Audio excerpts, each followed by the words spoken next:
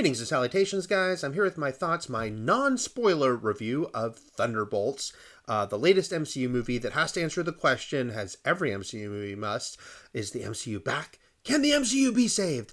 All of which I think is a lot of hyperbole, because at this point the MCU has just been around a long time, and no, it's not as strong overall as it once was, but at the same time it's still putting out a lot of good stuff, but then some of it's not as good. So there's been ups and downs, for sure. But I also think that people are a little over the top with, oh my God, none of it's working, especially if you look at the last couple of years when you've got Guardians Volume 3 and Deadpool and Wolverine. So I understand that there are other things like Captain America, Brave New World, and Ant-Man and the Wasp: Quantumania to counter that. But there's still plenty doing just fine. But this movie, comes at its interesting time. It's coming right after Captain America Brave New World didn't do so hot, and it's focused on characters that are not kind of the A-list. There's something innate about this movie doing that, which is, something the movie itself, I think, embraces. But I have no idea how this movie's going to do, but I know this about it. I really dug it. I thought this was a blast, but it was a really fun movie that was also about really damaged people, and I thought there was something just really interesting about it that kind of dug deep in a way that definitely stuck with me. This film, of course, focuses on a group of anti-heroes. They're mercenaries, they're criminals, a group of characters, all of whom we've met in other MCU projects, who are gathered together for an ulterior motive by Valentina, the Julie Louis-Dreyfus character that's kind of been lurking around the MCU for the past few years. She wants them to take each other out, but instead they end up banding together, ...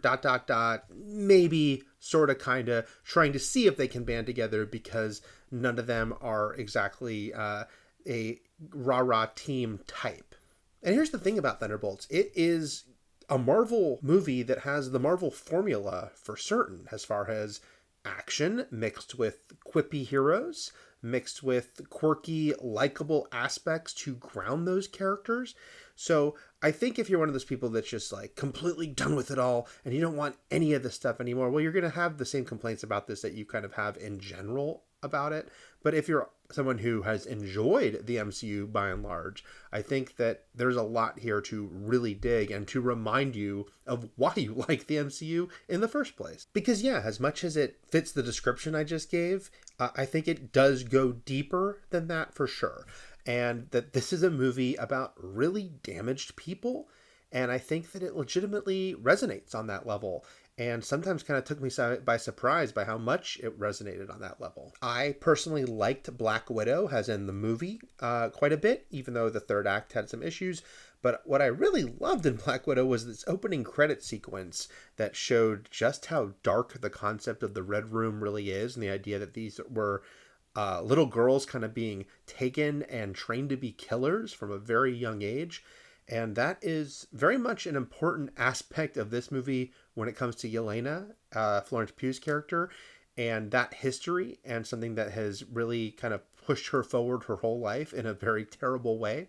And I really was glad that they remembered that as a deep, important part of her character. It's a bit hard not to think that maybe there's a little meta side to Yelena when we first meet her in this film, because she talks about how she's kind of going through the motions, asking what the point of it is anymore. And I know that a lot of people are going to say, oh, is this about the MCU itself? Is Yelena having the existential crisis of the MCU, saying, why am I still doing this? And I think that's fair. And I am curious if there's anything there as far as intention on the filmmaker's part. But I think that once we get past that initial question it raises, then it focuses on Yelena herself as a character in a way that I really respected and was really glad that they did. And which really cements why making her the center of this movie was the right call, especially because you have a powerhouse actress like Florence Pugh playing her, who is just so empathetic and so relatable and so easy to invest in. The other character who is kind of key to Thunderbolts is Bob, played by Lewis Pullman. If you know the comics, or if you've been paying attention to merchandise releases, then you know who he is playing from the comics. And it's, I don't think it's a secret that there's more to Bob than meets the eye, that they don't just have this mild-mannered guy lurking about for no reason. But I will say that what was really interesting here was, besides the physical side of what is behind Bob. It's really the backstory and what drives Bob that makes him especially notable in this movie. Some of it hits really hard. I got teary-eyed a couple of times watching Thunderbolts, something I didn't really know would be the case going in, even though I am a softie. It goes, into such interesting places with the Elena and Bob, these two characters, and the message that this movie is imparting about the importance of kind of finding human connection, I think really works. And it might not be a new idea, but I think that this movie rings true with these characters and the story it's telling about them and where they are, the things that shaped them in their lives that brought them to this kind of low point, and how that there can be maybe some light at the end of the tunnel. And look, I get it. It is very easy to be cynical when you're at movie number 36 in a 17-year-old franchise that also has a bunch of TV shows. And so the idea of, okay, it's about unlikely heroes and it's people who never thought they would be the ones that anyone would look up to, and they're coming together in a way none of them expected. I get why you can snark on that and say, hell, we've seen it all before. But I feel like the filmmakers and the cast, they really help invest you in this group. And, huge kudos here to director Jake Schreier, who is coming off working on Beef, which I really loved, that Netflix miniseries. He also did an episode of Skeleton Crew. But yeah, I think that the work he does here as far as grounding this, and I know even that word might cause some eye rolls at this point with a superhero movie, but I do think he does ground this, and that because the movie itself is very aware that most of these characters, with a couple of exceptions, are just people who punch and kick and shoot. And that was something that a lot of fans were like, why is it this lineup of Thunderbolts? Why are they such a, low-powered group? And then the movie itself embraces that. It is about that in a lot of ways. About that makes them misfits in an even bigger way. Yeah, they all have this sort of troubled past, and they all have criminal or mercenary past, but they also are people that just don't have superpowers for the most part. So that also makes them a very unlikely group in the context of the MCU. But I think that the movie kind of shines a light on why maybe that this can work for this particular group of characters. And then on the writing side, you've got Eric Pearson as one of the writers. He has written for a ton of MCU projects. I think he does rewrites on, vast majority of them at this point. And Joanna Kahlo is the other credited writer, but her background is on great TV shows like the aforementioned Beef, but she also has been co-showrunner on The Bear. And I think she brings that vibe here as far as, the sort of dark humor intermixing with characters who have real sort of deep-seated issues that they have to work out in the context of this story. So yeah, this movie has the MCU quips, and it has the characters that are, joking around in between the fights. But I think that because you kind of dig deep with these characters and really see that almost all of them are kind of motivated by some really dark and heavy things in their life. And it rings true. And yeah, in an ensemble like this, some get more to do than others. Beyond Elena and Bob, David Harbour has some nice material, both as comic relief, but also just because his character Alexei, aka Red Guardian, is Yelena's father. And there's, of course, such a importance to their history together. And they have got some nice moments together as a result.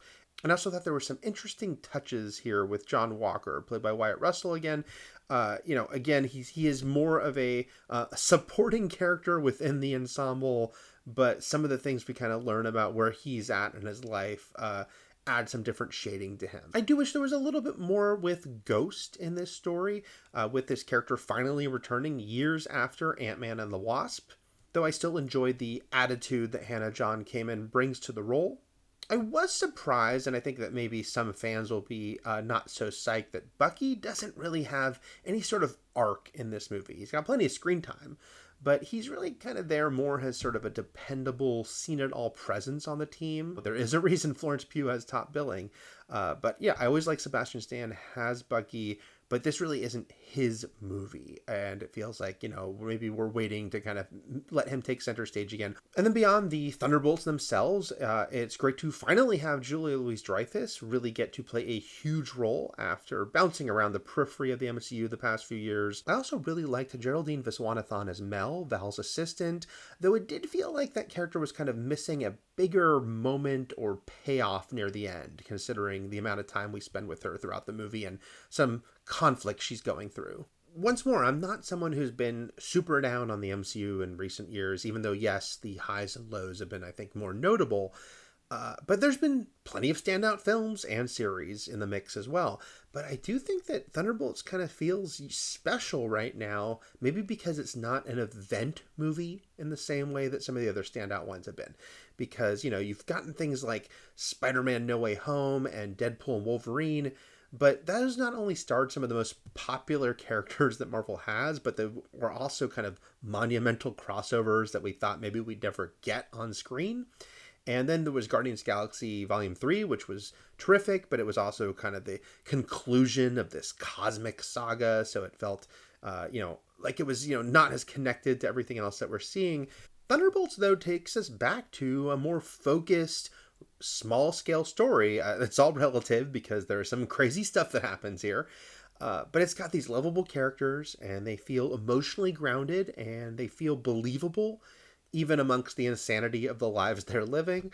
And yeah, it's just sort of that thing that Marvel can really excel at, and I think the thing that made people connect with the MCU movies so much. Though here, the inner lives of these characters can be pretty dark and pretty bleak at times, and it gets notably introspective. It has some cool action, and I really like how it shows that even if these characters are bantering and arguing, they are all business when it comes to fighting. And it's well shot by cinematographer Andrew Draws Palermo, with some very impressive shots and plenty that was done practically without an overuse of green screen or the volume. And then, you've got the amazing sight of Florence Pugh actually stepping off the second tallest building in the world. So yeah, I really dug this movie, and I really dug this group of characters, and by and large, a couple of exceptions that, maybe we kind of have to wait for the future, but by and large, we really got to kind of dig into here in a way that I think really works and really hits home by the end of the film. Yeah, I came out of this movie with just sort of that great warm Marvel feeling, the feeling that I think their movies and their comic books at their best give you because you care about the characters, and that you feel that everyone involved in telling this story cared about the characters too. And because you're invested in them, everything else is sort of gravy. Like, it's cool to watch the action and the set pieces. But most of all, I just, wanted the best for Yelena, and I wanted the best for Bob, and a bunch of these other characters. Some of them didn't get as much to do as others, even though I feel like, okay, that could be for the future. But yeah, this was just a really, really well done film. And also, coming out of Captain America Brave New World, not only did it hit all the right notes, more than that movie did. I didn't hate that movie, but way more flawed. But also, it delivered on the post-credit scene. Man, Brave New Worlds was such a dud, and they remembered how to do it right on Thunderbolts. But that again. Post-credit scenes are just little bonuses, but still, it was good to have the excitement coming out of this one. So those are my thoughts on Thunderbolts in theaters everywhere this weekend. If you can like and you can subscribe, that'd be great. Thanks, guys. Take care.